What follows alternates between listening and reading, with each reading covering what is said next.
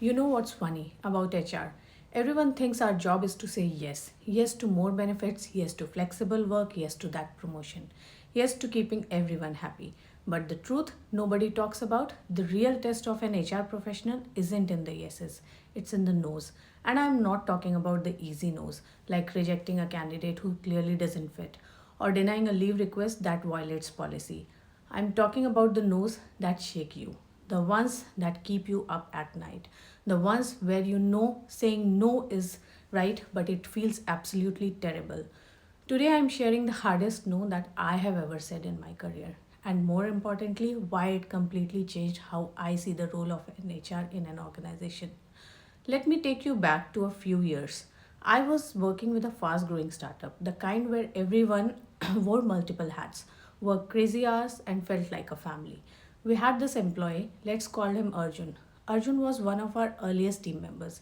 He'd been there from the beginning, sleeping in the office during product launches, bringing in clients, setting up systems when we desperately needed them, and honestly, keeping the company alive during some really tough times. Arjun wasn't just an employee, he was a part of the founding story. Leadership loved him, the team looked up to him, and he had this unspoken understanding that his loyalty would be rewarded. Then, when we got Series A funding, the company was scaling. We were hiring specialists, bringing in experienced leaders, and here's where it gets complicated. We needed to restructure. Arjun's role was changing. Actually, let me be more honest, Arjun's role was being eliminated. The scrappy, do everything position he held wasn't needed anymore. We needed specialists, and Arjun, despite his loyalty and effort, wasn't the one. The CEO came to me with what he thought was a compassionate solution. Let's create a new role for Arjun, something that keeps him here. We owe him that much. And on the surface, that sounds perfect, right? That's what good companies do.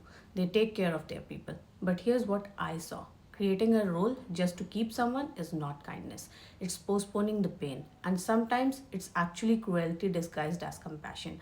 Because what happens when you create a role that doesn't really need to exist, the person knows it, the team knows it, and slowly someone who was once a valued contributor becomes a charity case.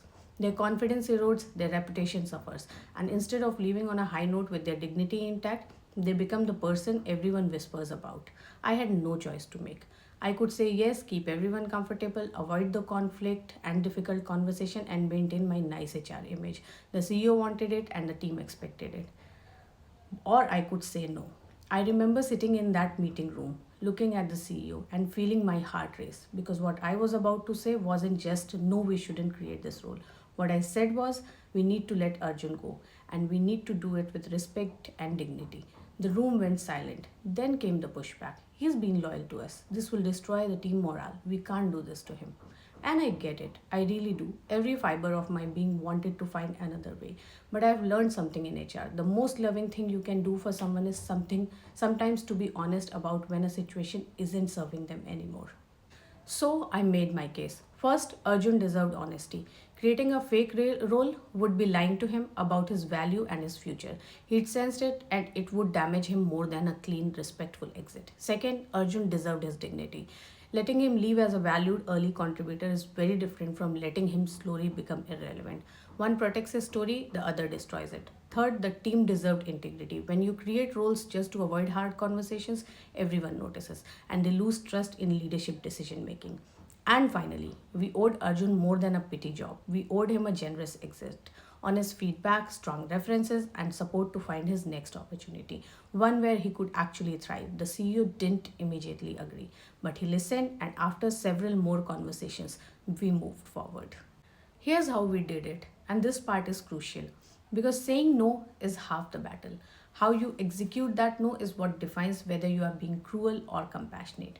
We gave Arjun 3 months of full pay as severance, generous enough for a startup at our stage, healthcare coverage for 6 months, a genuine, detailed conversation about why the role was changing and why we thought he needed something different.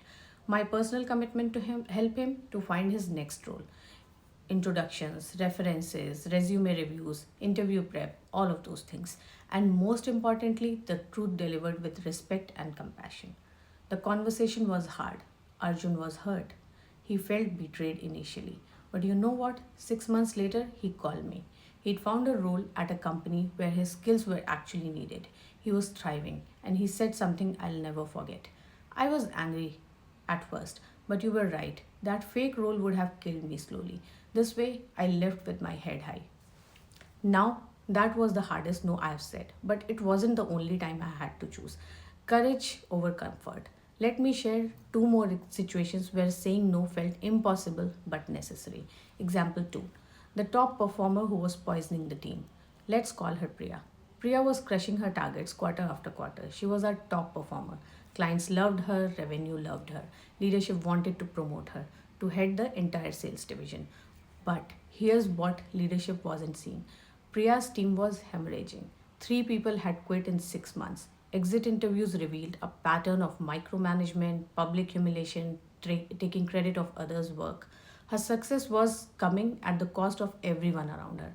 When the promotion discussion came up, I said no. But she's our top performer, the CEO argued. She's a top individual contributor, I corrected. But she's not a leader. And promoting her will send a message that results matter more than how you treat people.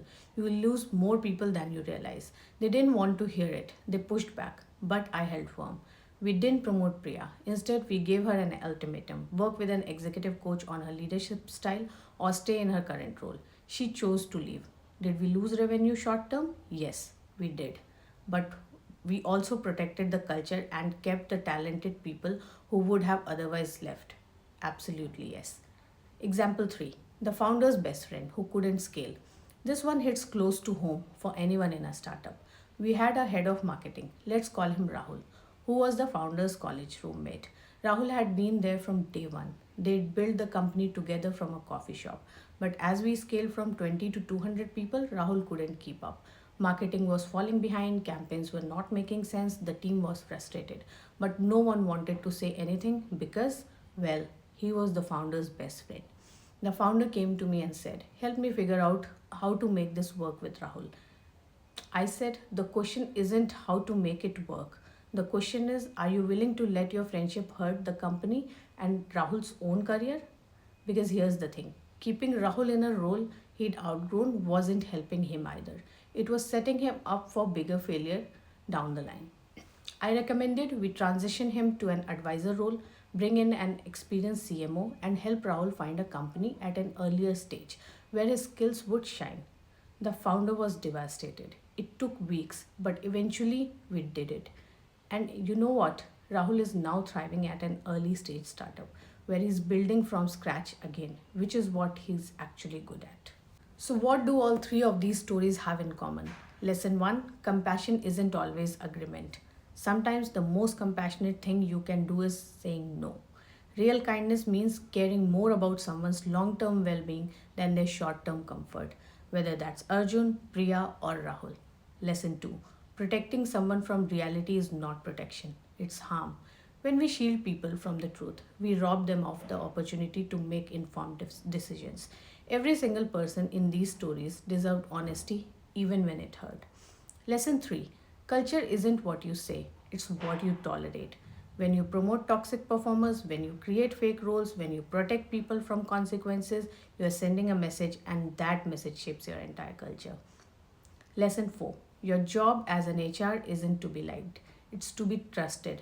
I wasn't a nice HR person in any of these moments, but I was the honest one, and in the long run, that builds more trust than being agreeable ever will. Lesson 5: how you say no matters as much as the no itself. In every case, we didn't just say no and walk away. We provided support, honest feedback, generous transitions, and maintained dignity. That's the difference between callous and being courageous. Here's what I want every HR professional watching this to understand: these moments will find you. Maybe it's a toxic high performer everyone wants to promote. Maybe it's a founder's friend who can't scale. Maybe it's an early employee who deserves honesty more than they deserve a pity role. And in those moments, you'll always have a choice to make. Say yes and keep everyone comfortable, avoid the difficult conversation, and maintain your nice HR person image. Or say no and do what's actually right for the individual, the team, and the organization. Your job isn't to make everyone happy. Your job is to do what's right, even when it's hard, even when it's unpopular, even when it feels lonely.